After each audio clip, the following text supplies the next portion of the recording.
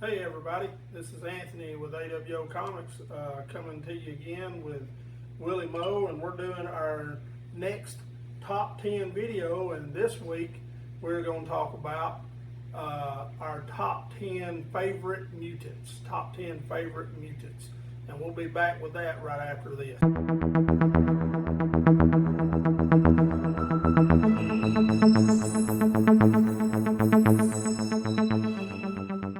Hey guys, we're back now, and we're going to get right into our top 10, my top 5 and Will's top 5, talking about mutants, Willie Moe. And when we talk about mutants, probably going to be people like the X-Men involved, and basically when you're talking about a mutant, we're talking about someone that was born with extraordinary powers or with an X gene that gives them extraordinary powers and gifts, as Professor X likes to say.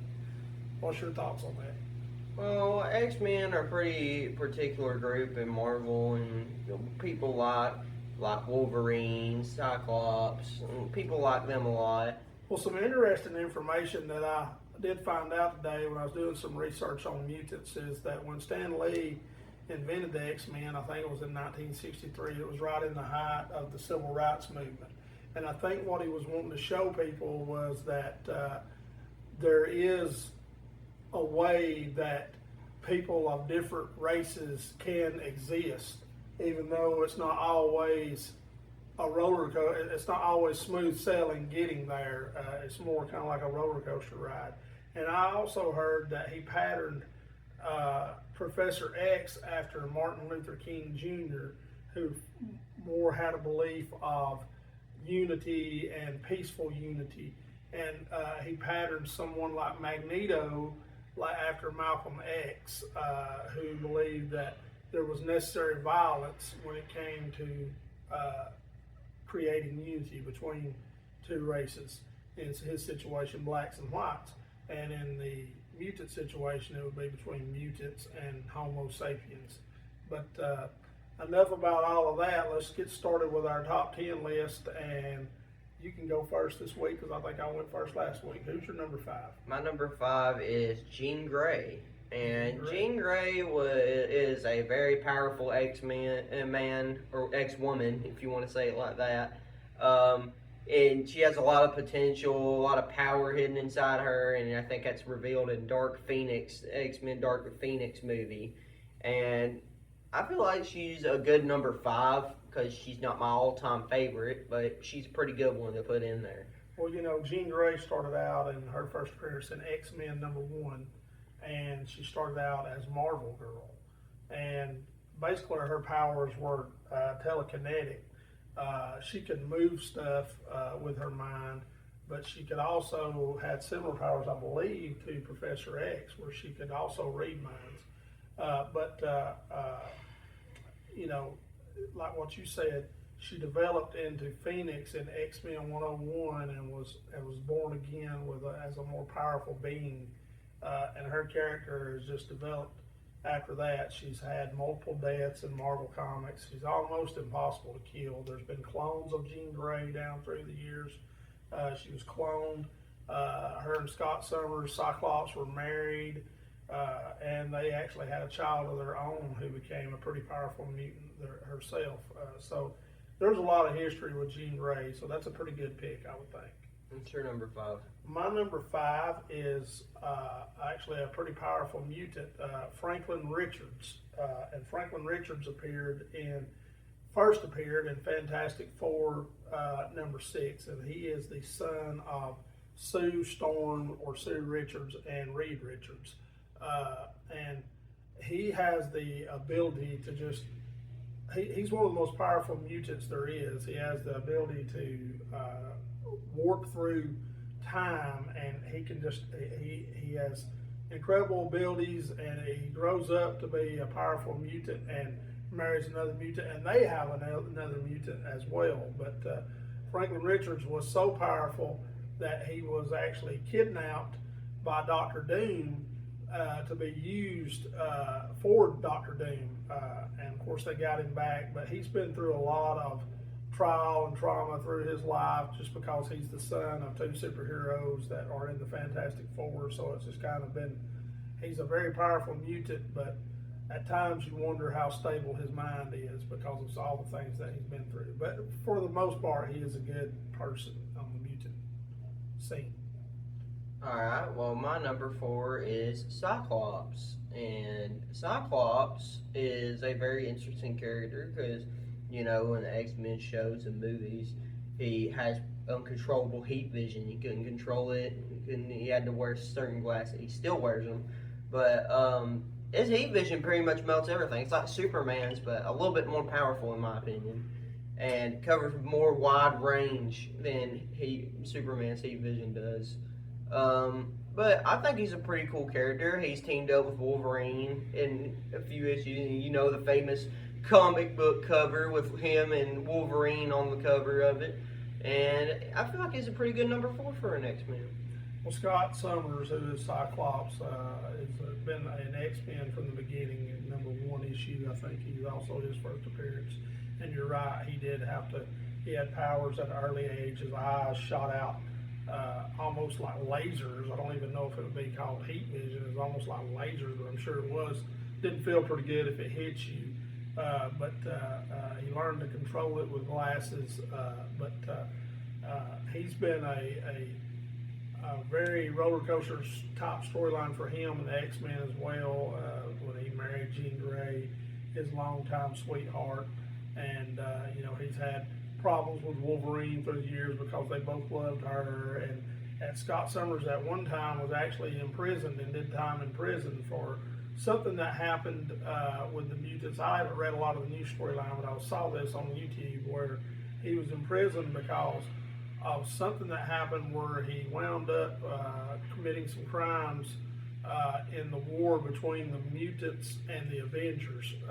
And I think some innocents maybe got killed, but he was released after that and the charges were dropped, but he did spend some time in prison. But he's also a very good mutant as well. From the beginning, he's been a very good part of the X-Men. My number 4 is going to be Deadpool, and Deadpool is probably one of the most popular Marvel characters right now. Yeah, probably the funniest comical character. And he's always been kind of a comedian, even in the books, and the way he's portrayed in the movies by Ryan Reynolds. He's just, a lot of times people didn't take him serious, but the thing that people do need to take him serious about is his powers. He has the same abilities. He's pretty much immortal unless you kill every single cell in his body. He has the same abilities as Wolverine. He was created by the same person that created Wolverine. So he's very, very powerful. He has unbelievable skills with the sword, and he's an excellent marksman as well. But he's definitely one of the top guys, and his first appearance was in New Mutants '98, and you didn't really know a whole lot about him, but his character has just developed so much, and Marvel patterned so many books after Deadpool. They actually have a Deadpool month, I think, now. The character has really took on a life of its own, and I honestly believe Deadpool was created, and people can correct me if I'm wrong here, and I think me and you have actually talked about this. He was actually created to make fun of the DC character Deathstroke. Yeah. Because his name is Wade Wilson, Deathstroke's name is Slade Wilson. He was done as a parody to Deathstroke. They both fight with swords. So I don't think Marvel expected the kind of success that they've gotten with Deadpool. I think they thought it was just going to be a big joke to start with, but his character really took off. And well, I feel like Ryan Reynolds took the character and took the role and took off with it, and he made it very, very popular. I like the new Deadpool and Wolverine movie. It's very good, and I like the Deadpool movies. He took off with Deadpool, and I love it. Right. Well, what's your number 3, brother? Well, my number 3 is Professor X. And Professor X is, well, he already said what he was. He basically got telekinesis, mind powers, leader of the X-Men, and he's pretty cool X-Men. He's not really good at fighting or anything, but like maybe fighting and telekinesis, but whatever. But he's a pretty cool X-Men. You see him a lot. You see him in the Dark Phoenix movie. And here's an interesting fact. if you watch Doctor Strange Multiverse of Madness, he's the leader. He gets killed by Scarlet Witch. And it's pretty interesting if you watch Doctor Strange and Multiverse of Madness. But, yeah, that's really all I gotta say about Professor X. He's a pretty cool character. Yeah, Charles Xavier, Professor X. His strength is he's a lot more underrated than what people give him credit for as far as power, because he has mind control, and there's not a lot of people that he can not get in their minds, and that's why Magneto wears his special helmet to keep Charles Xavier out of his mind. But there's something we'll talk about with Magneto later on when we find out where he's at on this list, and I'm sure he will be on there. But Professor Xavier, he founded the gifted school for mutants, and he has like what we said, when he was created by Stan Lee and during the Civil Rights era, he wants the mutants and the humans to live together in peace and harmony, and he's real good friends with Magneto, and so they kind of see things differently, which is interesting. But his character development is really, really good, and Professor X, there wouldn't be an X-Men without Professor X. That's a very, very good mutant right there on that selection. Where we at, number 3? Yeah. My number 3 is Gambit. And Gambit's first appearance was X-Men number 266. I don't really know a ton about Gambit. I just do know that I read a couple of books. His first appearance, I couldn't tell you what part he's in. I know that he is played in the movies by Channing Tatum. He was in those Wolverine X-Men movie, and he's supposedly going to bring his role back. I think Channing Tatum is going to redo that role, and he's supposed to be in some of the newer movies that are coming out as well. So there's a lot of hype around Gambit. But as far as his character and abilities, I like his abilities because he has the ability to control kinetic energy. He can turn anything into a bomb. He's a real incredible marksman. He can throw cards. He's an expert with a martial arts stick, hand-to-hand combat. So he's got some really, really good powers. He can turn a playing card into a bomb just by the way he can manipulate it with energy. So it'll be interesting to see where he goes from this point forward in the Marvel Cinematic Universe. We kind of know where he's at in the comic book universe. So he's pretty popular. His first appearance comic sales pretty expensive. If I remember, his last appearance in the Cinematic Universe was the Deadpool Wolverine movie. Yeah. And he was put in that nether realm in there. Yeah, pretty much the Forgotten World, which I was surprised that a certain someone was in there from a Fantastic Four, so I was a little bit surprised that Johnny was in there. Right. All right, so what's your number 2? All right, my number 2 is Wolverine, and he would be number 1 if I didn't like the character that I have in number 1 so much. But Wolverine is basically Deadpool, but he takes things a lot more serious than Deadpool does. He got the same powers, but he has metallic vibranium claws, which are pretty much unbreakable.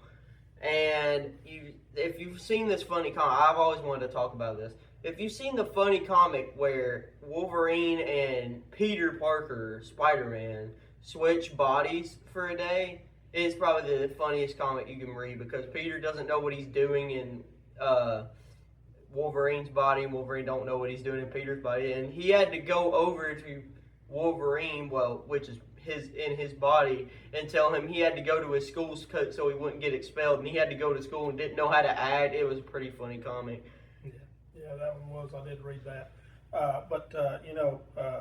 Wolverine is probably, if he's not the most popular Marvel character, he's had more probably movies made just about him. Maybe not as much as Spider-Man as far as like mutants go. He's right there with Deadpool. He's had a ton of movies just made solo about him. His story has always been popular. He's a super popular character. His first cameo appearance in Incredible Hulk number 180. First full appearance in 181, which is one of the most expensive comic books that you'll ever try to find right now, especially in a good grade. Then we didn't see him again until Giant Size X-Men number 1, which again, another high dollar comic, and it's because of Wolverine. those books are expensive. Hugh Jackman does a phenomenal job of playing Wolverine in movies. I think my personal favorite is Days of Future Past. I love that movie where they go back in time and they're trying to convince a young Charles Xavier and a young Eric. I can't think of what Magneto's name is. Eric. I don't know. I can't think. It's Eric something, but he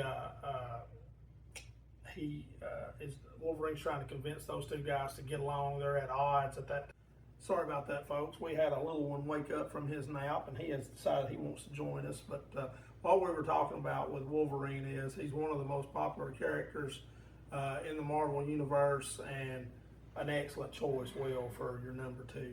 And my number two, and I've been thrown off a little bit, but my number two is Scarlet Witch. And Scarlet Witch has got incredible power. She can control energy as well, and she can manipulate stuff with her powers. And she is the daughter of Magneto.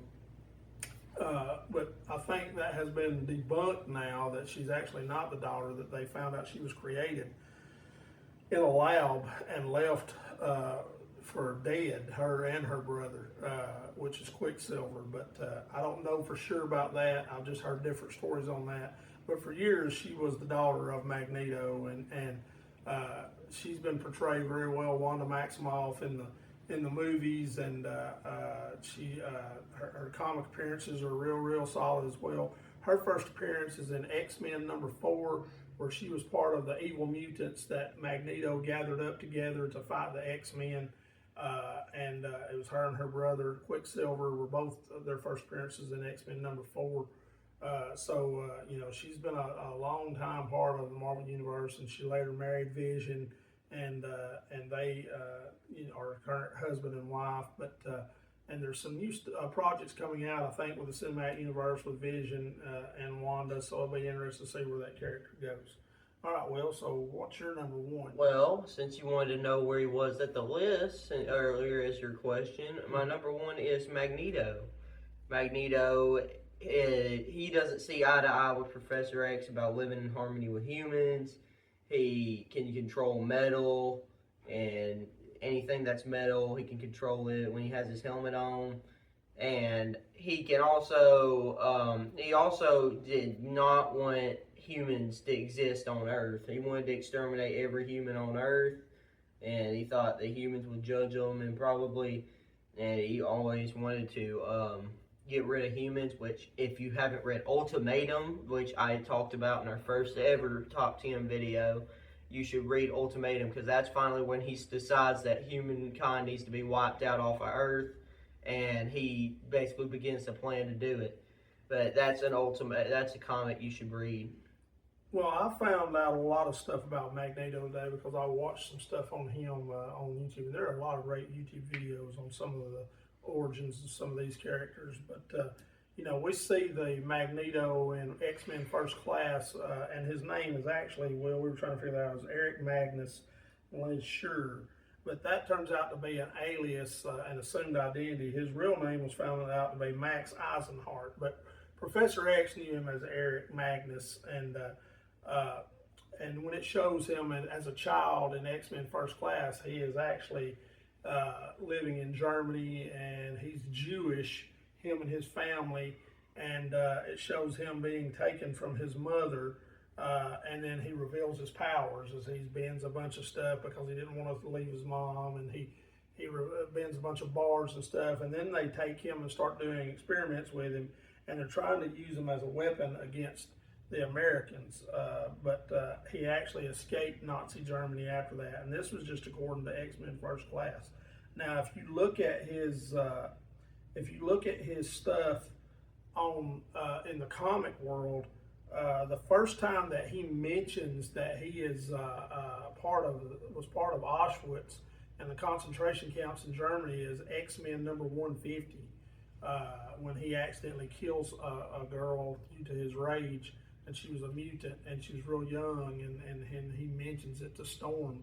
But there's actually a comic series out called The Magneto Testament, the X-Men Magneto Testament. And if you can read this series, I highly recommend it. It tells so much about Magneto's past and his how he was brought up, and it's a little bit different from the movie. It does talk about him being in concentration camps, and when he was separated in the comic, he didn't show his powers, but he was he was given a job of actually burning the Jews that were killed in the incinerator. So he saw a lot of death, and it kind of affected his mind, and he eventually escapes. His parents, actually, his dad actually fought for Germany in World War I, so they thought they were safe. But then when Hitler took over and decided to imprison all the Jewish people into the concentration camps, that's when they were captured and stuff. So, and his parents they escaped actually and got to Poland, but they were found, and his parents were shot by a firing squad, but they kept him and gave him a job and put him in a concentration camp as well. So he actually was in the concentration camp. But if you get a chance to read that book, that series, Magneto Testament, X-Men Magneto Testament, highly recommended. It kind of fills in the gaps between X-Men 150 and there. But my number one, getting to it, is Apocalypse. And we saw him in the cinematic universe in X-Men Apocalypse Now, but Apocalypse, well, I don't even want to try to get into his origin because it's so complicated and so long, but he's the world's oldest mutant. I think maybe second oldest, but he's one of the most powerful mutants because he can control matter and he can control his own body mass. He can change his shape. He can actually take on the powers of other mutants and simulate them as well. He's one of the most powerful mutants around. His first appearance was X Factor number 6, and that book is kind of went up because of the X-Men movies. But his origin is so long and drawn out because he's been through so many decades of stuff, and time travelers have went back and caused issues with Apocalypse and made him even more powerful. But if you ever get a chance to read his origin, or there's some good YouTube videos for his origin, get a chance to look at those. He goes through a lot of the different parts of history. He's prevalent there in all the parts of history, so it's real interesting. So I've got a sleepy boy here, and we're done. So do you got anything you want to say to the audience out there now that you're up from your nap? After the nap and after comics, and I watch TV show. You guys see, want to subscribe. Okay, subscribe to our videos, he said. And you watch some TV shows? You ever watch our videos on YouTube? Yeah. You do? Are they your favorite? Yes. They're probably not more than Blippi though, right? You like Blippi better than our videos, right? Yes. I watch ice cream numbers. And ice cream numbers, he likes that too. But anyway, we don't want this video to get too long, so Will, I enjoyed it. Give me some nuts. Always enjoy doing top 10s with the oldest here, and the youngest gets in on the act too. But we're going to tell y'all go dogs, and we'll see you next time. You want to tell them bye? Bye. We'll see y'all next time. Peace out. Later. Go dogs. Goodbye.